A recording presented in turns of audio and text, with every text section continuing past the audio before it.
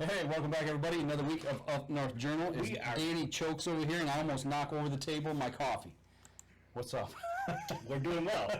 We are doing well. That's all I got to say. Well, if you watch the teaser, right? Wow, you all right? Yeah, I'm fine. I think that's a lung laying over there.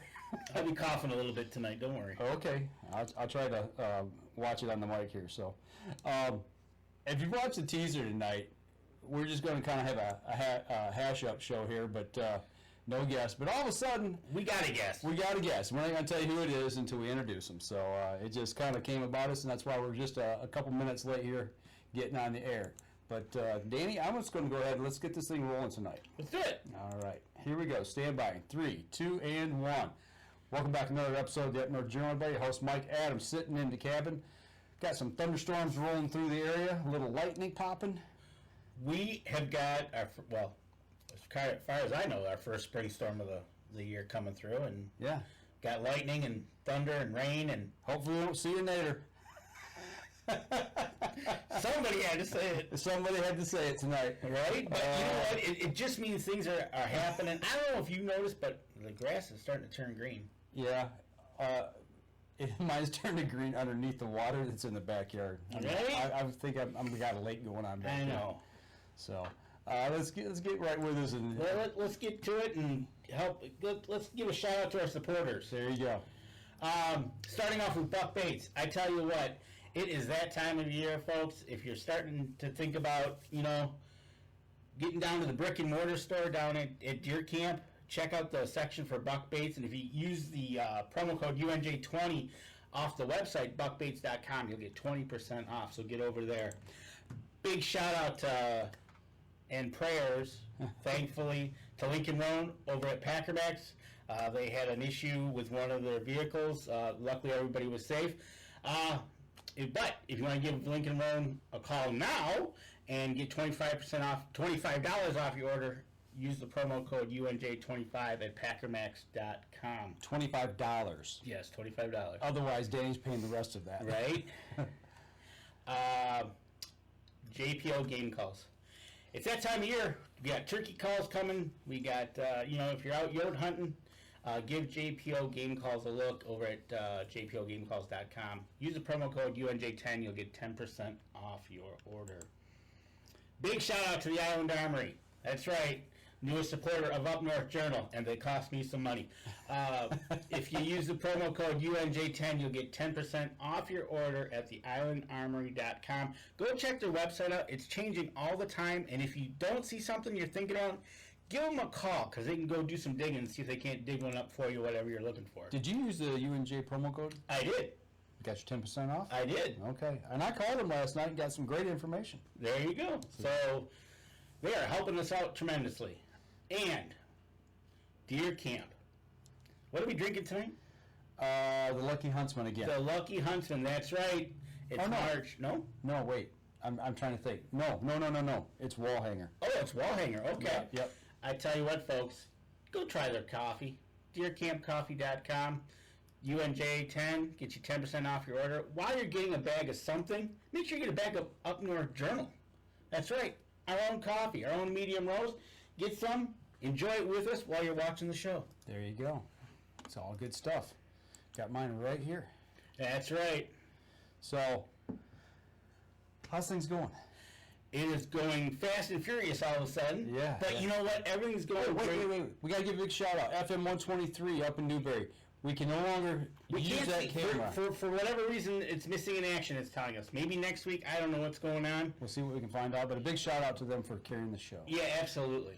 So how you been? Doing good? Oh, man. Busy. Staying out of trouble. That work thing gets in the way. A lot of stuff. Yeah, and this warmer weather, like I said, the grass is looking greener, and the deer are still foraging for anything green. And I heard there's somebody that posted that they're still seeing deer with antlers. Both sides. Yes. Yeah. And that is a good sign that shows that they are good nutrition. Good nutrition. And not stressed. And you know what? I've seen does in the backyard. I have not seen any bucks. So if I see one, I'll let you know because I have seen them into March. Okay. So. All right. Will we just get right into it with our guest? not just it's our pro staffer from Indiana, and it's Mr. Mark Coleman, the birthday boy himself. Happy birthday to you. Happy birthday to you. See? You just don't get that anywhere. He's speechless. That was amazing. That was amazing. That's right. That was the icing on the cake after the dinner I had tonight. So thank you very much. There you go. We don't want to ask you how old you are. We know better. Yeah, I'm pretty sure I'm right there, the same group you guys are in. So Yeah, we're all in that same decade, I think. we'll go half century plus. Okay, I'll take that. And we want to dedicate something to you tonight. We talked before this in the show.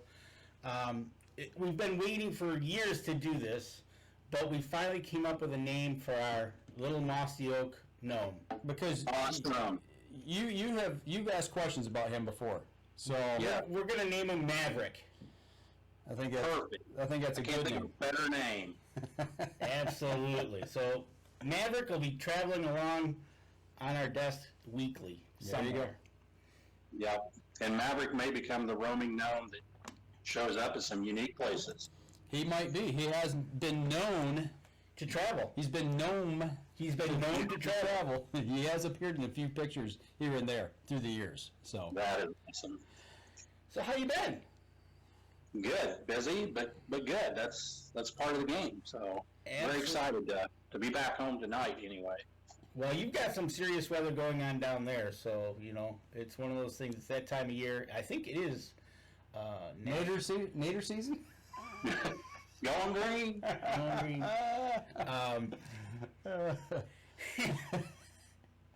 Oh, you kill Come on, me. Danny. I know.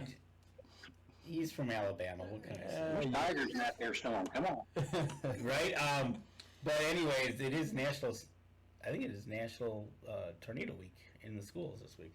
Okay. So, anyways, how is everything going? You've been traveling around different places, so kind of bring us up to date for everybody that's watching the show tonight on where you've been, who you've seen, and who you met. Yeah, so, late February, we had the Indiana Deer Classic up here, the Deer Turkey Expo. Got to represent a couple of companies at that space. Got to see some of our sponsors, in that same area. Actually, Packer Max was there. Got to talk to Lincoln Roan and his son. Talked to our South African hunt specialist team, Cobus.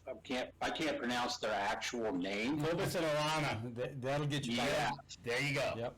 but they were just 2 booths down from the Antler King booth that I was working, so we had opportunities to just interact throughout the day, which was awesome. They were that close to you. That's good. Yeah. I was like, hey, aisle 500, where's that? And they're like, you're standing in it. I'm like, oh, great. So I turned around, went to the end of it. There they were, but they had a different name on their background sign, so it threw me off. Right. And I was like, okay, these are the ones. So I did a live feed with them. Real nice people. They tried to talk me into a trip. A former Easy Cut employee or former Easy Cut brand specialist tried to talk me into going with him this September because he has one more space on his group to go. Okay. Timing's not perfect for me with my other job, so not going to be able to go there. But he's been there once, so he knows it's kind of the lay of the land, which is kind of cool. If you're ever interested in going on a trip to South Africa, he could hook you up Absolutely. through this company. Just absolutely great people. He speaks highly of them. I got to meet a lot of unique people at the Indiana Deer Turkey Expo. After that event, I did work with Easy Cut for a little while while we were there. It was nice to talk to Scott Bass, the owner. He was doing his thing. Of course, he's all about marketing, and he does a fine job of entertaining the people that come up there. I did help him actually talk a couple people into, which wasn't hard to do, talk a couple people into buying some Easy Cut products, the Sling Pack, the pole saw, and the new battery-operated pruner, which is a very sweet little model, You which will got come that, out on don't the you? website really soon. You got that, don't you? I do have that. I thought I saw pictures with it in your hand, and basically you were chopping everything down to ground level that you could get your hands on. Yes, and there's some products that when you buy them, they work like you think they're going to, and then there's some that do a lot better, and that's when you know it's a keeper. and that is actually the name of that product is Keeper. So it kind of works hand in hand. Nice. But yeah. But no, then I went back, helped out Antler King for a while. Got to meet Dustin Huff, who has the #2 in the world typical deer that he killed last year. Monster deer. He was just 2 booths down from us, so I got to stare at that all day long, which was kind of nice. Came home, rested for a few days, and then we turned around last week. Last Thursday, we drove from Indiana to Iowa, 463 miles to Winterset, Iowa, to meet the holders of Raised Hunting, Raised Outdoors, and Raised Full Draw for a Spring Thunder Turkey Seminar and silent auction to raise money for the youth to go to camp. Danny, I'm sure, bid on some things and won. I bid on some things and won. Great donations were made. We ended up raising over $4,500 that night at the silent auction for the youth, which made us feel pretty good. That sounds like a great night. Yeah, and we were entertained by David Holder and his turkey calls and his ability to set up a pop-up blind in less than 30 seconds. Amazing. Did you learn anything new that you could take with you in the woods at the turkey seminar? The one thing I had to take away from that I kind of knew but I didn't really think too much about was if you're hunting from a blind, David did a great demonstration of what you should wear in the blind. He picked one of the guys, Dusty, out of the crowd, who was wearing a white sweatshirt, and said, "Come in here and sit in the blind with me." And David put on his black sweatshirt and his black face mask. David disappeared completely. I mean, at 30 feet, I couldn't even see David in the blind. But you could sure pick out the other guy in the white sweatshirt. And it just gave you that perspective of what the deer or the turkey look at and how easy it is to see movement if you're not wearing something that matches the background in that blind or letting any light in that background. It gets hot in the blind, so you want to be careful where you let light in because it will silhouette you. I just thought that was a great example of something to be cautious of. You could give up a good hunt and not realize it because of the way you set up your blind. It brings up a great point. So let's chase a rabbit here for a second. I use a lot of double bull blinds when I'm, running and gunning, or bow hunting or whatever. I've got 2 of them. So Danny, last year, year before last, when you bought some mossy oak gear that was like almost completely all black. Yep. I bought the forget the name what they call it, but it is 99% black with a little bit of mossy oak camo in it. And exactly that's what it's for. It's for that if you want to say urban dark style, sitting in the blind, it blacks you all out. Where that's what you need instead of having, because I've noticed this with different types of patterns. Any type of pattern, what it's put on can make a difference if it ends up being a lighter shade, a darker shade. Oh, the material itself. Exactly. Yeah. Right. And just for instance, my cousin bought a pair of mossy oak rubber boots, and when he was coming out of the woods, his feet looked like they were glowing. Really? It was that light. Now the mossy oak pants that he had on above it were dark. Okay. So just that different, but when you're in the turkey blind and you're blacked out like that, and like you said, Mark, you want to be blacked out because their eyesight's impeccable. And when you're, you don't want to be moving from window to window, or if you do, move slow, or when he's not looking. Good luck with that. But yeah, so no, I bought that especially for turkey hunting. Okay. Yeah. So I guess the other thing, if there was a second thing that I learned that I kind of knew from last year's experience, is David Holder and his team are very passionate about where your shot placement is on a turkey when it comes to using archery equipment, and they call it the shiny spot. A lot of people like to try to reap their turkeys and shoot them in the head. Others try to shoot them, in the chest, take out those vitals. But David is a firm believer if you take out the shiny spot, which sits right at the top of their legs, you will not lose your turkey. Because I've never heard that. So what happens is you take out their use of their legs, they can't fly because they have to have their legs in order to get speed to get their wings out to get the acceleration they need to get off the ground. So if you take their legs out, they're gonna bleed out, but they're also not gonna leave the ground and fly away, and then you can't find them. Never heard that. It's a great idea. The shiny spot actually shows up just under the fan of the wing, and you can see this little strip of shininess, and that's the spot you want to aim at, and it'll take those legs out. And if they can't get their balance on those legs, they can't get off the ground. Danny's and then like, you're not he's tracking scanning that right. turkey. He's scanning right now, trying to find a picture of a bird from the side. Yeah. What about that one right there? Pop that thing up there, and let's see if we can pull this up.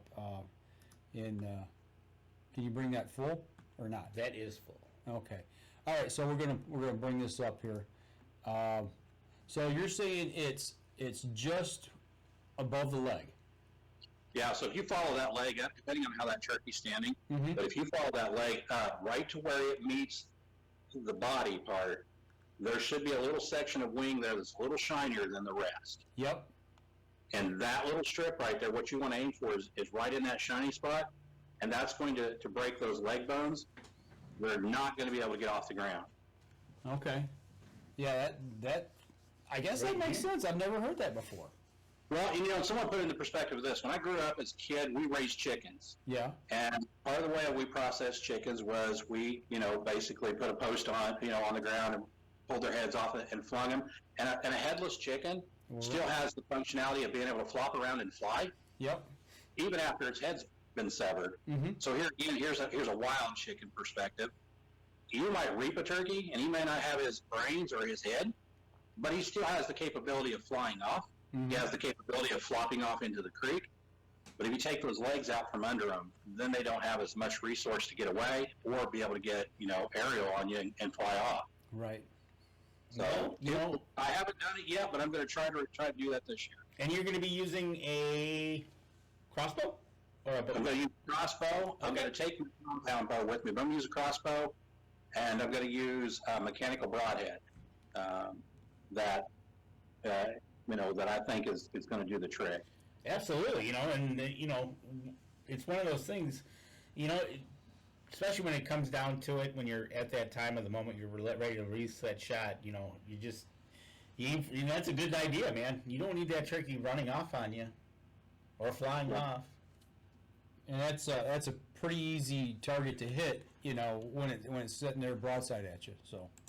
Right, and and then you got to pick your points as far as if they're not broadside, then you're going to choose that one spot where you can shoot them that's going to take out their vitals. We don't want a bird to suffer anyway, so you just want to be able to make that kill as quick as you can. But if the opportunity is not there to shoot them in the shiny spot, pick that shot that's going to take it through those vitals, harvest that bird. But most of the time we have a chance, we'll take that shot right at the side, hit that shiny spot. David's record is, I think, 100% has never lost a turkey after he shot it in the shiny spot. Shoot him in the shiny spot. Yeah, that's what he does. So that was kind of a good takeaway. I was surprised, but yeah, he puts on a good seminar. It was free. The whole thing was free. We had to limit the audience to 150 because of the building capacity, and we almost reached 150. The weather was horrible that day, snow and sleet and stuff, but we still had over 100 people show up. And we had Drew Hoffman was the entertainment at the end of the evening. He sang a few songs. We gave away a 50-50 drawing, so someone got to take home half the pot, and raised the full draw got the other part of that. It was just a real good evening for everybody. We had a really good time. You gotta like nights like that. That makes for a good ending of a week for sure. I tell you what, we're bumping up here against our first break, so let's take our first break. We'll step outside, take care of some business real quick, and we'll come back and we'll continue the conversation. Absolutely. Alrighty. All right, anybody out there watching the show, you got any questions for Mark in Indiana and where he's been, or where he's gone, or where he's going to go to? Yeah. Right? So, I'm headed to Illinois. Illinois, April 1st, so yeah, it's coming. Oh, man, we're already talking about April. Holy smokes. That's next Friday, right? Yeah. Yeah. It seemed like last week when I was talking to a guy at work, I was like, next week's March. Now we're at the end of March. Right? It flies by so quick. Alrighty. Doesn't seem like I've been back from vacation almost 2 weeks. Okay, here we go. 3, 2, and 1. Welcome back. Second segment of the show, and coffee's getting a little low here. Good thing I brought another coffee. I know, you got reserves, right? Two-fisted drinker here. Talking with Mark Coleman down in Indiana, we're talking in the last segment, we're talking about shooting a turkey in the shiny spot. When's your turkey season start, Mark? Too late. Way too late. 3 weeks too late. It starts April 27th. Oh, that's about the same time up here. No, Yeah, our about turkeys second start week. strutting April, well, they're already starting to show up on camera strutting, so usually by the time we get to April 27th, a lot of the hens have been bred, and it's about the same time as Morel mushroom season, which everyone knows is my passion, Mm-hmm. and I've found mushrooms, but I've also walked up on a hen already on a nest of eggs. Yeah. So, it's that timing of it, and I get it, I guess, they structure this, I'm sure they have a logical reason, but it seems like it's about 3 weeks too late here, and we're just catching the tail end of the actual toms out there doing their business. I think it's purposely done. They allow them to get bred and get those on, and then they let the hunters at them. Yeah. I think. Yeah, and I agree. I think it's perpetuation of the flock to make sure that there's plenty of chicks to be born, because what is the success rate of a hen having 13 chicks and all of them surviving? Maybe 1 or 2 will, with all the predators are in the space. Well, and you got to worry about the weather too. I mean, you get a wet spring, that's not good for them either. No. Right, if you get a cold spring, it Yeah. slows it down. So, like we were talking about, so you've got birds on camera, they're already strutting, so you've got your game plan in motion, and you'll be going down there where you're at. Is it a draw? Is it an over-the-counter type system? How does it work for you guys? Yeah, it's over the counter. We have a spring turkey season and a fall turkey season. And in the spring, you can shoot a tom. In the fall, you can shoot either sex. But typically, most people are focused on deer. So, when it comes to fall time, so we just jump back to hunting turkeys in the spring. That's another thing that there's a certain time of day that people feel like is the best time to hunt turkey. Me, I'm a morning hunter. I like to get out there before daylight. I like to hear them Absolutely. fly out of the roost, Mm-hmm. call them into the decoys, and have a shot at them. Mm-hmm. I've heard others like to hunt between 9 and 2, and even some that hunt between 2 and 6 p.m. Depending on where you're hunting. Now, if you're hunting in a state park, there are certain rules and regulations around what time you're allowed to hunt up to before you have to leave the woods. So, Okay. hunter safety is definitely an important thing if you're out there, around a state park. Yeah, I love mornings. There's nothing like getting out there, right before the sun pops up and you hear that first gobbler belt off on the roost. I mean, there's nothing like it. Goosebumps, yeah. Yeah, it makes me tingly all over just thinking about it, man. I just cannot wait. Problem is, this year, the way our work schedule is going, I don't even know if I'm going to be able to get in the woods. I hunt a lot further north, so I like to hunt, in May. That's the best time. There's no snow on the ground usually up there, but it to me, it's a lot warmer. Birds are active, but this year, right now, I've got 2 weekends that I already don't have plans that I can hunt, and something tells me the way things are going at work, both those weekends are going to be full. So we'll just have to wait and see. But I'll get an over-the-counter tag if I go, and just it'll be a kind of a spur-of-the-moment deal where I'll jet up after work on a Friday night if I've got the weekend off. So. Yeah. Now I've got some vacation time left, so I've taken the last week of April and the first week of May off. So I've got 2 full weeks. I haven't taken 2 full weeks off together in 15 years. So it's going to be a unique experience just not being on the computer for 14 days. Right. But I used to just take a couple days off and go turkey hunt and then mushroom hunt. But now I'm going to have this full 2 weeks, and I don't know. I may love it, I may hate it, I don't know. Last time I did that was in 2003, and it was to do a major renovation on the home. So it's been a while. What do you got there, Danny? Well, one of our listeners, Adam Wynn, who's listening to the show right now, sent us some pictures over Facebook. Can you pull that up any tighter? No, that's as big as I can get this. Okay, so we'll see what we can do with it there. It looks like a bunch of birds, man, right there, all flocked together. Right, exactly. Got some birds all flocked together here, and then got one with a beard. There we go. You know? Looks like he's got them pinned down. He knows where they're at, so he ought to be able to get out there on the opening morning whenever he can get out. And of course, you know, if he sees the girls, That's he'll right. be strutting his stuff. There you go. So, You know, that begs a question. Yeah. How do you guys, you know, I'm fairly new to turkey hunting. I've only been doing it for a couple of years. Mm-hmm. How do you go out the night before? I've heard of people go out the night before and do like a crow call or an owl call to locate the gobblers in the roost. You know, so is that? I mean, does that really work? I've never I should say I've never roosted birds. I know where birds typically roost on our property. I have the luxury that usually I'm the only person on a square mile of property, and there's an oak ridge that runs down one side of it. And I know the birds are going to be either on the north end or they're going to be on the south end. They're going to meet somewhere in the middle. So I go out, I literally walk out of the cabin, stand there, and depending on if I've seen birds, if I've seen them on the south end, I'll go up to the high spot on the south end and I'll call. You know, like a crow call or an owl call, right before, you know, day, right as day is breaking, you know, right at legal shooting light.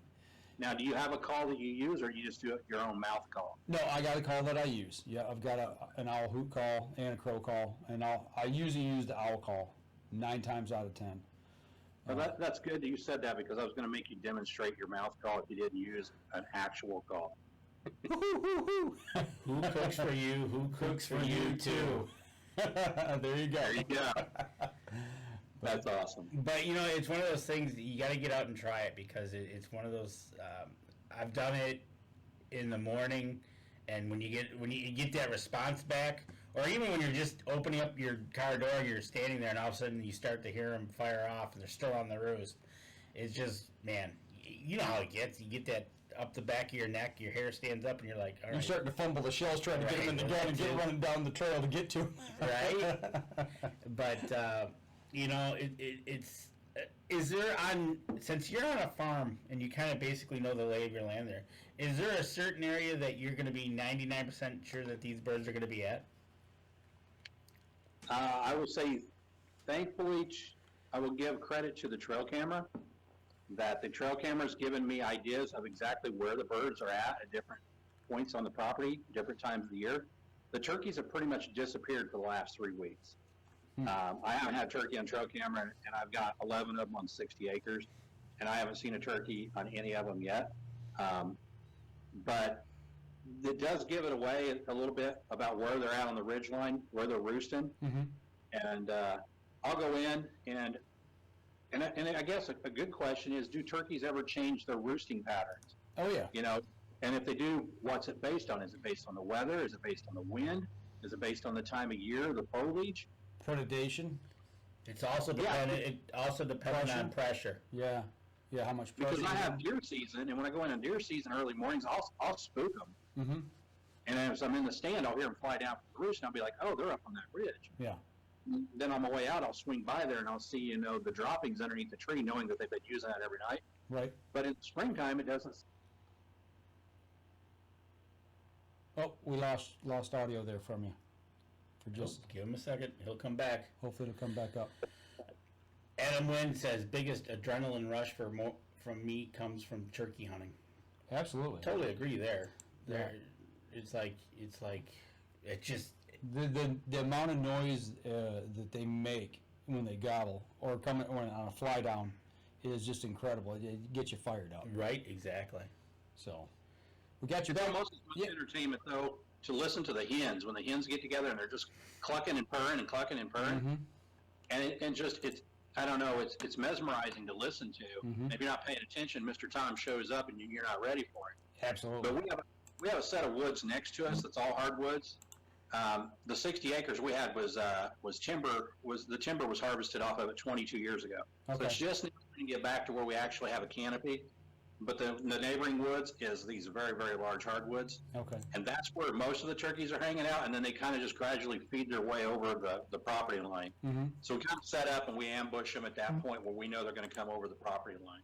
I was going to say, too, it's something else that changed it. It might be, you said seasonally they'll be in one spot versus another. Food source.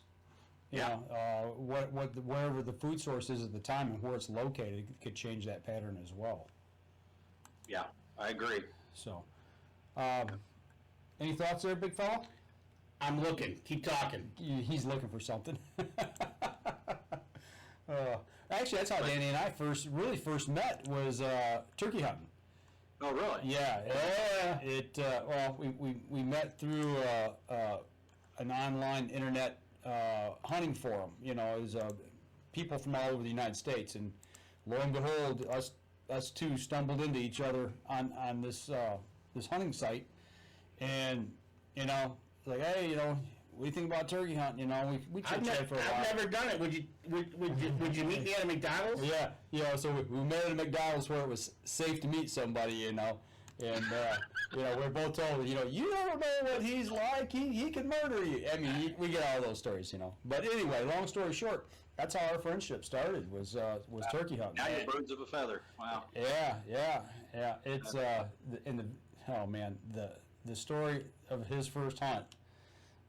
Is pretty incredible. It is incredible. It's funny, and after the first day, I know he thought, he goes, this guy doesn't know nothing about nothing. We didn't hear a bird, didn't see a bird.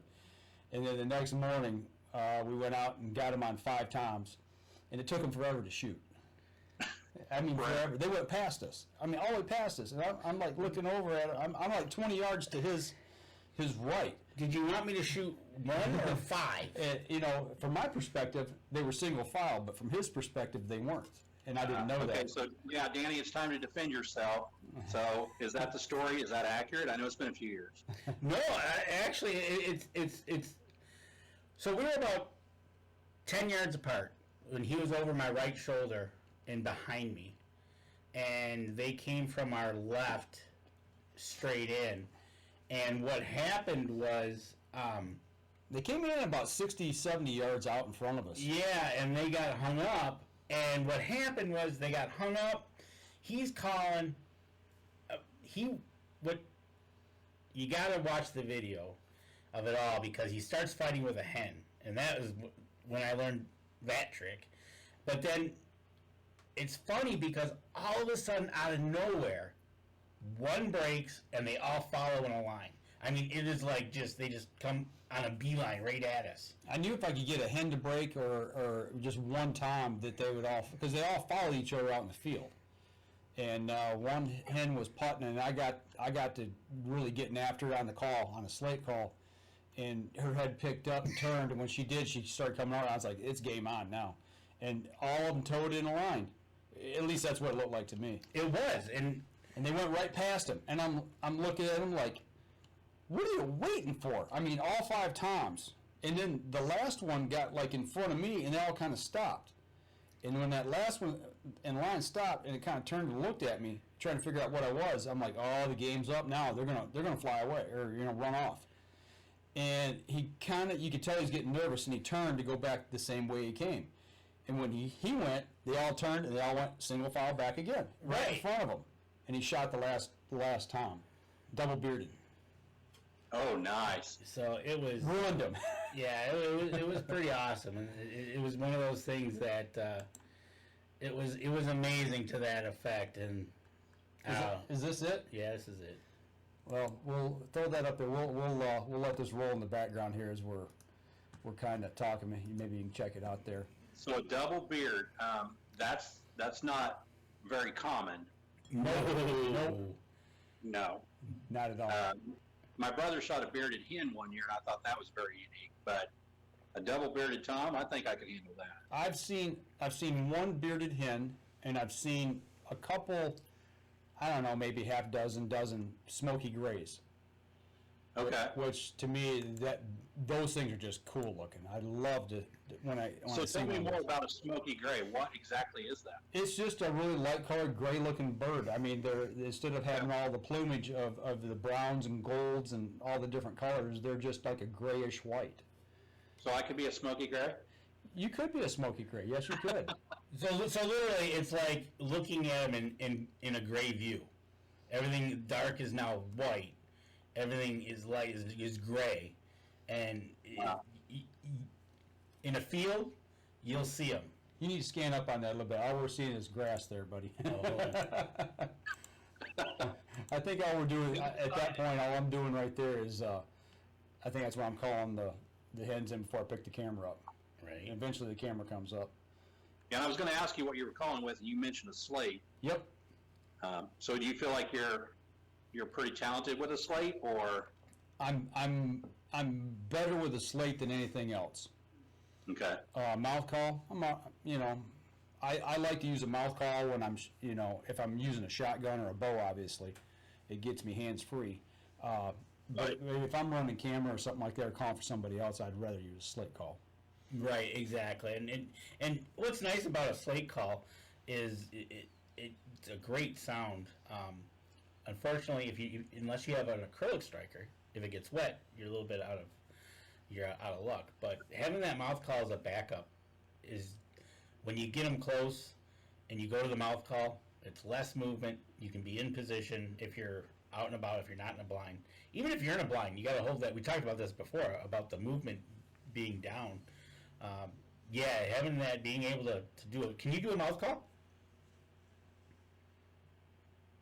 I cannot do a mouth call very well. I think I can, but all I'm doing is annoying the neighbors. Do it in the car when you're going to and from work. Yeah, that'd work. Yeah. That's how I learned. And just keep practicing. So is there a word phrase that you guys use, like chuck, chuck, chuck, or anything like that? Yeah, that's pretty much it. Yeah.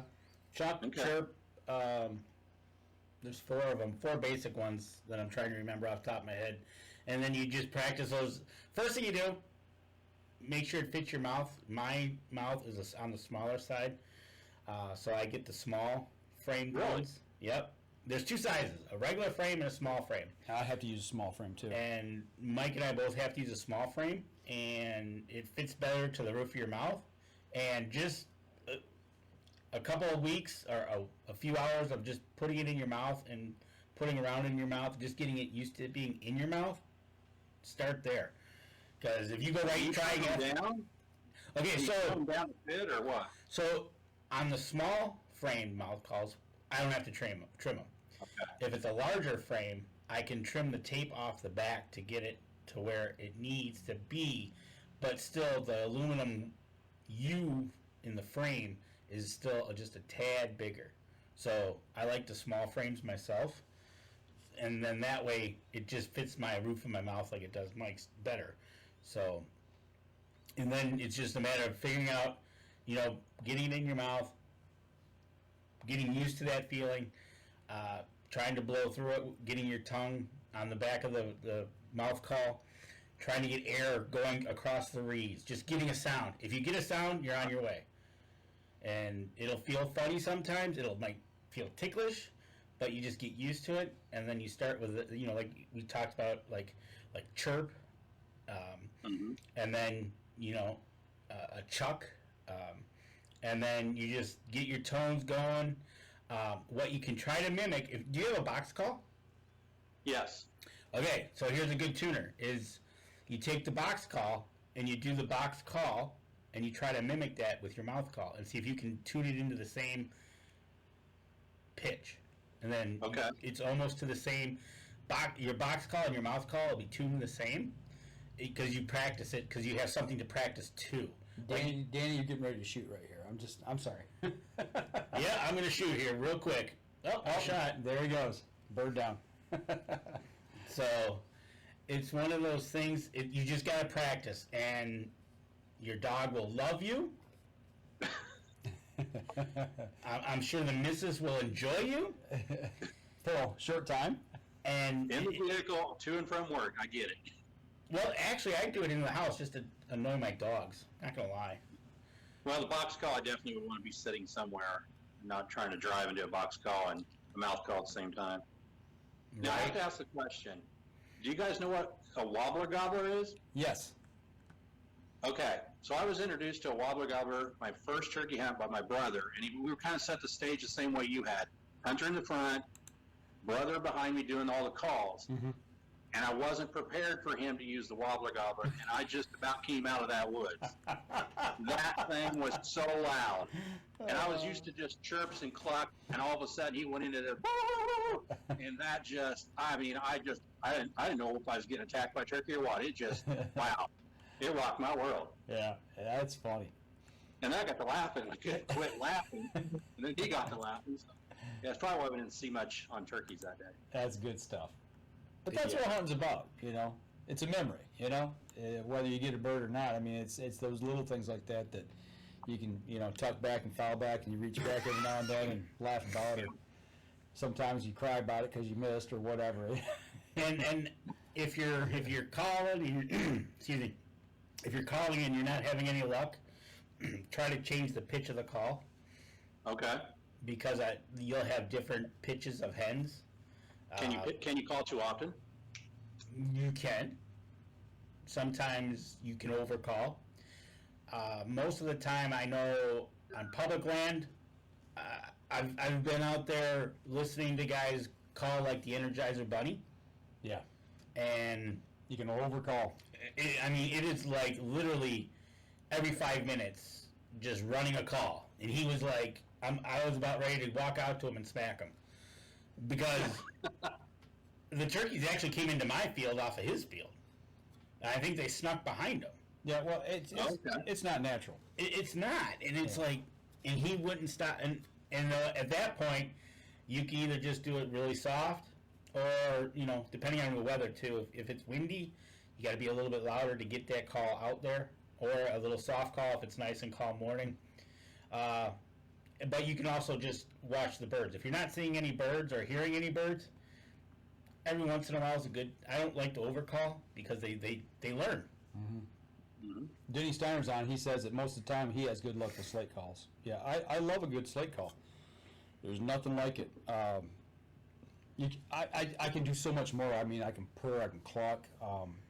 You know, you do the fight. There's just so much that you can do it. You can hit different spots on that slate call, and they'll sound different. You make it sound like different birds. So I just think there's a lot more. I gotta compare turkey calling to someone who knows how to play a musical instrument and somebody that doesn't. Yeah. You can definitely tell the difference between someone that has the skill and makes a good, you know, joyful noise, and someone that's just trying to make noise. Yeah. And I think that's kind of what the birds hear that. They're like, that's not even a real turkey, you know. But if you can get that down pat where you do mimic a turkey, and it confuses them to where they do think it's real, it's just kind of like listening to someone that can play guitar and someone that can't play guitar. Yeah. You can pick up on it pretty quick. Well, you're trying to fool nature, because typically, you know, they'll call to each other, and all of a sudden, here come the hens to the tom. Tom doesn't come to the hen. I mean, they'll meet them part way, but they don't they don't close in to seal the deal. So you're trying to force that tom to do something that he's not used to doing. You know, that's why I don't like using decoys. If I do, I put them behind me and off to my left, my gun side. I'll put them behind me so that bird, because, you know, they'll stop in short 50, 60 yards, you know, and if I can put them 20, 30 yards behind me and they see them, they're going to come in a little bit closer. But because if they're not moving, they're like, well, wait a minute, why isn't she coming to me? That's why I just don't like using them. Well, and a technique with that I've learned as well was, if you're going to put your decoys out in front of you, face them towards you, because if the turkey's coming from the other side of the field, he sees these birds leaving the field. Right. He wants to get closer or get around in front of them. Yep. So if not, you know, they're going to try to get around, get behind them. So get them facing towards you if you can. Yeah, I just don't like you. I'd rather have that tom come in and look for that hen and keep searching for him, you know, wondering, well, it sounds like they're right here, but, you know, maybe they've walked off, you know. And then if you've got that mouth call and you've got the gun up and he's at that 50, 60, 70 yard and he's just kind of hung up, and you give just a little soft cluck, you know, just enough for him to pick his head up and start looking and come after it. You know, if the decoys are there, he already knows where they're at. So that's why I don't use them. I don't like them. And some people swear by them, some people won't use them. Yeah. It's what you're feeling or what kind of method you're doing. You know, how are we doing on time? We need to take a break. We're 23 minutes into this segment, so we'll see what happens when we start talking turkey. We'll come back. We'll keep talking turkey because there's a few questions I'm going to throw out. Okay, we'll be right back after this. All right, folks. We're obviously turning it into turkey season, which is all right by me. You're right. Makes me want to go home and get my mouth calls out. I might have to take mine to work tomorrow and just annoy the crap out of everybody. Hey, it's my birthday tomorrow. Just tell them that's what you're doing, trying to sing happy birthday to me. Yeah, there you go. I like that. That's good to me. What episode is this? Is this 638 or 639? Yes, 838. That's what I thought. I couldn't remember. I'm losing my memory in my old age. Nobody will deny that. Shut up. Silent in the room. There you go. All right, here we go. 3, 2, 1. You all right? I'm all right. I'm making it. Should I edit that out? No. Leave it in. Swallow that turkey call, I think. Right. I think so. I think he did swallow. You know, and big shout out to JPO Game Calls, who has a big assortment of mouth calls to choose from, slate calls as well. Absolutely, and Tammy's got a good trick that was taught to us about using a wrapper from a For scratching? candy bar. For scratching? Yes, to make it act like it sounds like a turkey scratching. Mm-hmm. If you're on the bare ground itself, you can just use your hand in the leaves. If they're dry, if they're wet, they're kind of more quiet. But you can act like when you call and then you brush the leaves or use the wrapper, it sounds like the turkey is scratching as they're calling. Mm-hmm. So it just adds to the realistic event that you're trying to portray that's going out there. Before we went to break, it was funny that Mike said that sometimes those birds will get hung up at 60, 70 yards, like the video we had, that's what happened. Now, there's a big thing out in the turkey world right now, is what is an ethical shot? Oh, yeah. I see the question. It's funny we brought this up today, that, you know, somebody said, why are these people shooting 60 and 70 yards, 80 yards at a turkey? Because they're capable. And they practiced. Bingo. Now, Mark, what's your comfortable range of shooting? Well, since I'm an archery-only hunter, my distance is I want them 20 yards or less. I would prefer 10 to 12 yards is where I'm most comfortable shooting when it comes to shooting a bird. But I would go out to 20 yards, probably, you know, there's a lot of factors there with wind, the incline, if it's, you know, if we're on a level ground. But I would be comfortable out to 20 yards, especially depending on if it's turkey zilla, if it's like the big 40-pound bird with the 2-foot beard. I'm going to fling that arrow at him. Okay. You know, and that's the whole point of this, is what is your comfortable range? And it's, now granted, the TSS shot that they're giving out, or you can buy. Oh, they're giving it out? No, they're not giving it out. Danny's giving out TSS shot.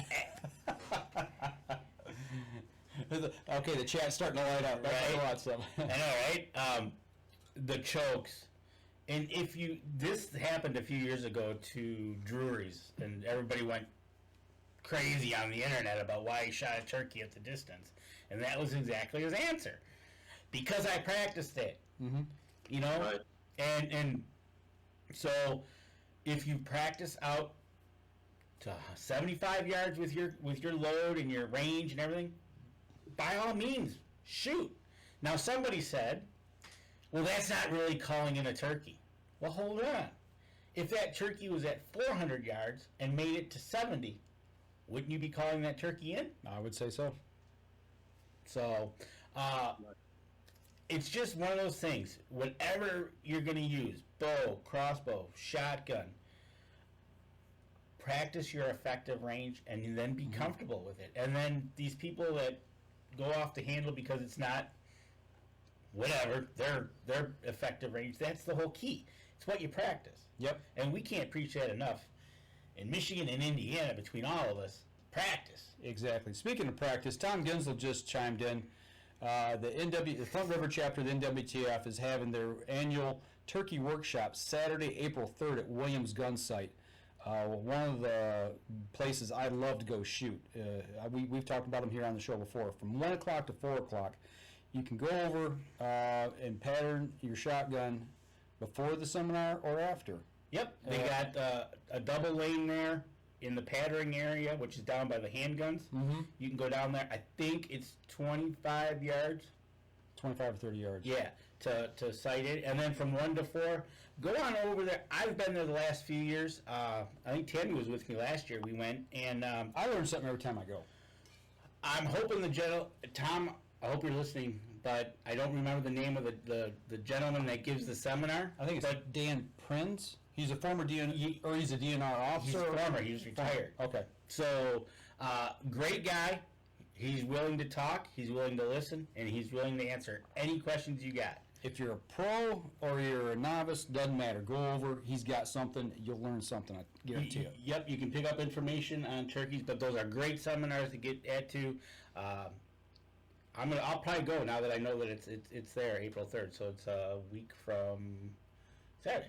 Week from Saturday. There you go. 1 to 4.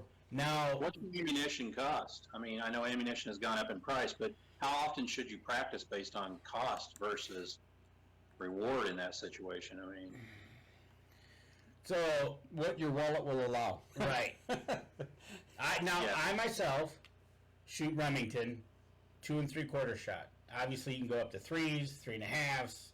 You can go by TSS, which is, I don't even know how much that is for 5. But you're going to have to spend a little bit of money if you're going to practice out to that range anyways. So you're going to have to, I know this day and age of ammo, I don't know how bad shotgun ammo has been hit.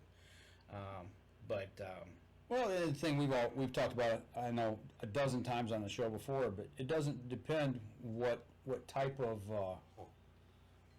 Danny Sarner says Saturday is April 2nd, so not April 3rd. Oh, so, Okay, so Saturday, April 2nd. yep. Whatever that Saturday is. Thanks, Denny. Dan Prince, yep, will be the speaker. Thanks, Tom. Appreciate that. But depending on the shotgun you got, I've got 2 Remington 870s. One of them will shoot Remington loads, and the other one likes to patterns better with Winchester loads. I mean, it just depends on the gun and what it likes to eat. So, that's Right. why I always say don't be stuck on a brand that you think. Get out there and what we've often suggested is if you're using a shotgun and you don't know what to use, you don't want to go buy 4 or 5 boxes of shells. Get your buddies to go, and everybody buy a box of shells, and everybody trade off. A couple right. shells. Feed your gun what it likes to eat. I like that. Yeah. It to me, it's key. I've told this story. I bet you a dozen times on the show. But my father, he had a Winchester Model 12 pump shotgun, and he went out one morning and he missed a bird. And he went out that evening and missed a bird again, and he was fit to be tied. And he come back in. He said, "There's something wrong with this gun." And I said, "No." I said, "It's either something wrong with the shooter." I said, or you're not feeding it the right ammo. And he says, "Well, what do you mean?" I said, "Did you pattern shotgun?" He goes, "No, I just use these shells all the time for everything." I said, "I got 4 eggs, and I put them on a log, and we went out there, and I put, a little bit of space between them. Or maybe it's 5, I can't remember. I think it's 5 because I said, I want you to shoot the center egg." And we got backed up 20, 25 yards, and he aimed right at the center egg and broke the 2 on the outside. Completely, so he had a hollow shot. The pattern was hollow. For what he was shooting, and we changed ammo in it, and he was fine. Killed the bird. So he just didn't take the time to put the pattern in the shotgun. So the son taught the father something? Yeah, I told him to take the time to pattern the shotgun. Yeah. That's awesome. So, I thought he was going to wrap that thing around the tree. I mean, he was mad. I bet, yeah. But yeah, so it just goes, that's another important thing is to go pattern your shotgun. Yep. I mean, that's priceless. There is no doubt about it. But yeah, everybody buy a couple boxes of shells and swap with, your friends. I mean, if it's, hopefully you've all got, the same length of shell, obviously, 2 3/4 or 3 inch or 3.5 inch Magnum. Obviously pay attention to that. But, take them out. Even if you got the same model shotgun, pattern them, because like I said, I got two 870s, and one likes something that the other one doesn't. I mean, they pattern different. Don't ask me why. I don't know. They just do. Kind of like hats. They all kind of fit a little different. They all look the same, but they fit a little different. Yeah, that's a good way of putting it. And if you're going to use a shotgun, whatever gauge you want to use, go right ahead. There you go. Whether it be a 12, a 20, a 410. My kid had Remington 870 Youth 20 gauge. Put a turkey choke in that thing, and we went to a turkey shoot, and he outshot everybody at that turkey shoot except for 112 gauge. I mean, and he was smoking. I mean, he took second place with a 20 gauge. It shot tight patterns. I mean, it was an attack driver. So. And you don't let go of a gun like that. Nope. Once it fits the shooter, hang on to it. And there's times I would rather have a 20 gauge, depending on if I'm hunting in some thick, heavy cover, because you can get around a lot better with that 20. It's just a shorter barrel. It's just easier to maneuver through the woods. So, So, Mike, tell me about the hat. I can't read it from here. What's on your hat? This one here, this is PSE. Okay. It's just it's one of their newer style logos. Nice. So I'll probably I get can another read one. Danny's is pretty easy to read. Right? But, and, okay, so talking about next week, are you going to the Illinois Deer and Turkey? Yeah, so the Illinois Classic's coming up April 1st, 2nd, and 3rd.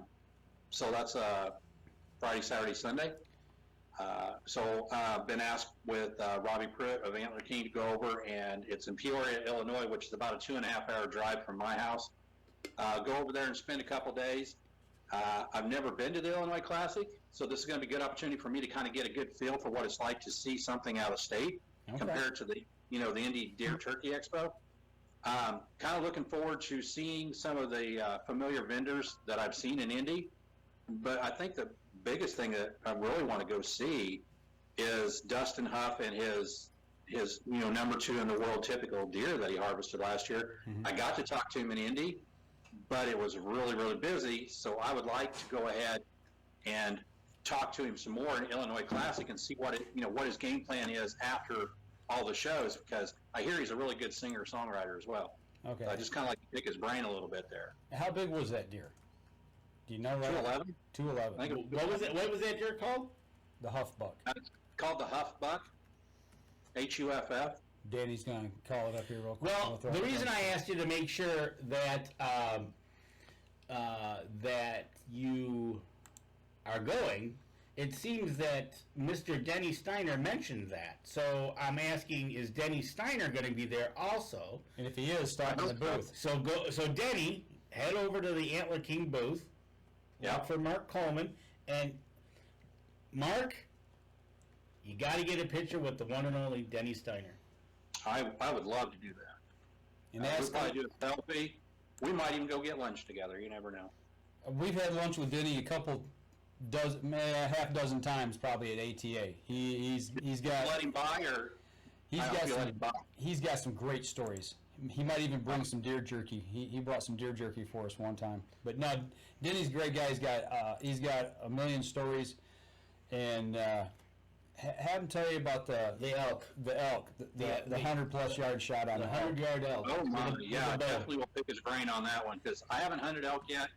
I say yet because that's one of those bucket list items. But the bucket list is intended to be used, not just talked about. So yep. Mark things off that list. A list is supposed to be checked off, and you don't just make it and leave it.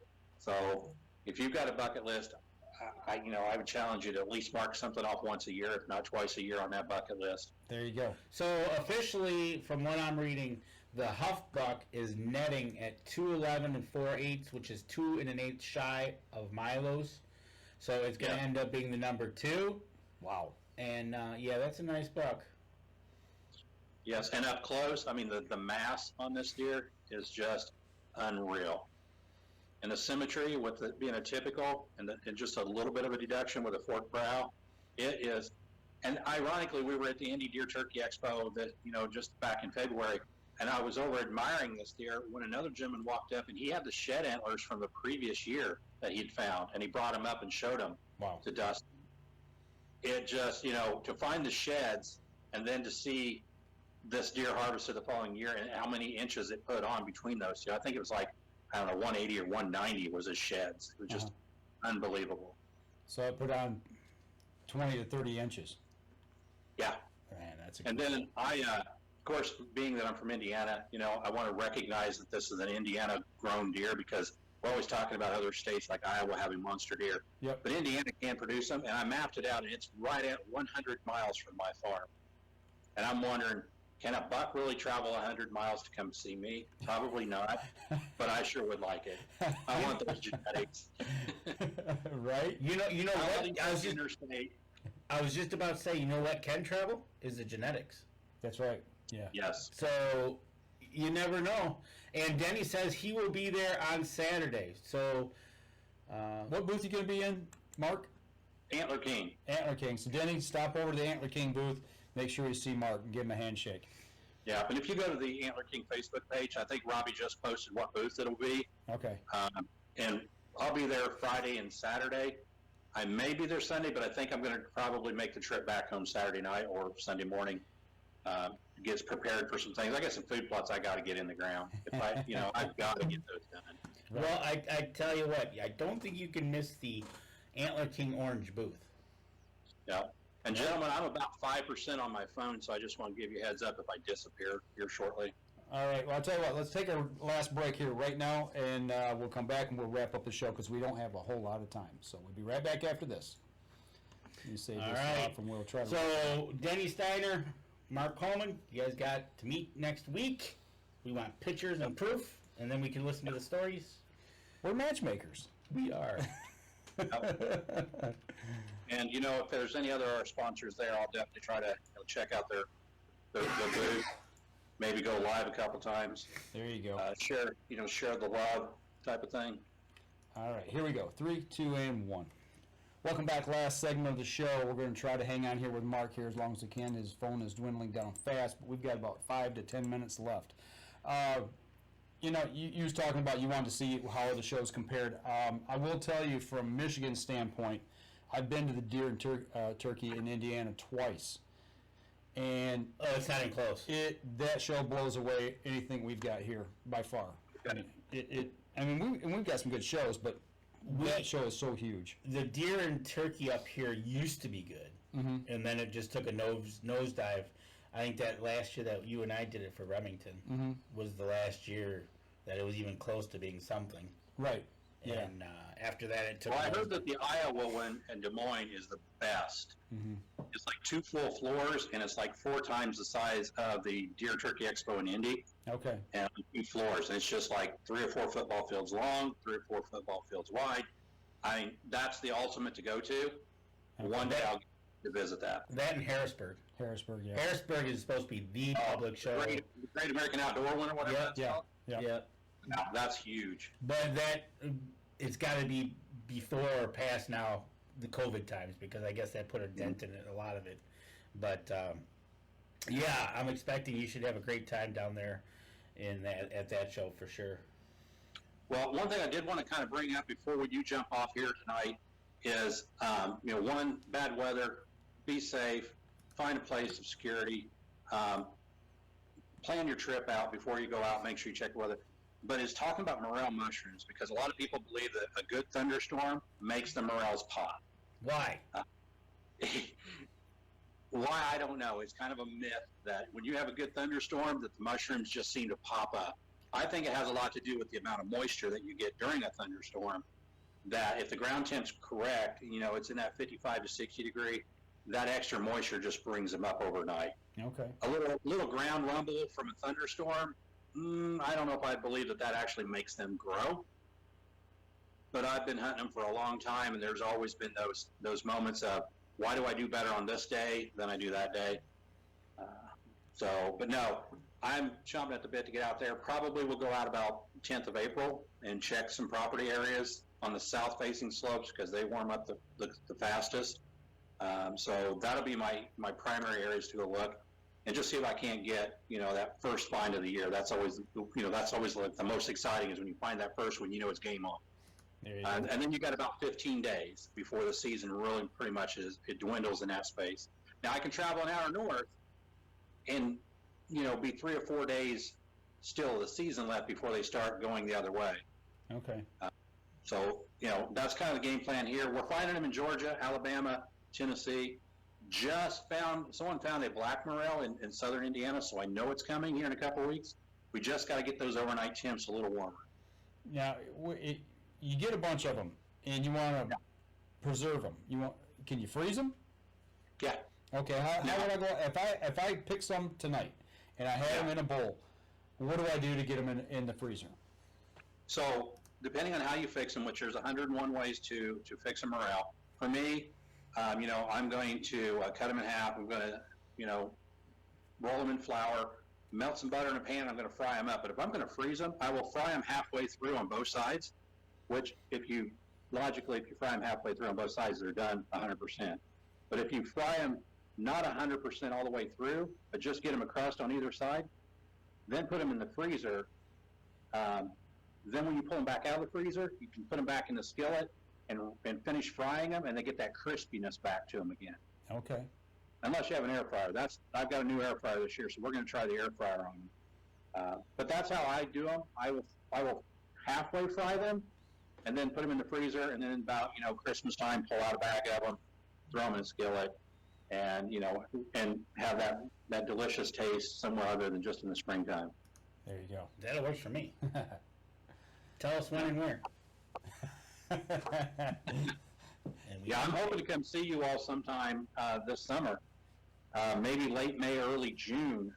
You can't do it June 10th, 11th, and 12th. Unless you wanna come up and walk the mountain. Unless you want to come up and walk the Oh, mountain. you're doing tack. Yeah, Yeah. you're doing tack that time. You could come up and walk the mountain and also go venture out on the state and federal land looking for morels. Yeah. Well, I think we're going to be headed back to Iowa June 1st, 2nd, and 3rd, maybe, for the women's raised at full draw women's camp.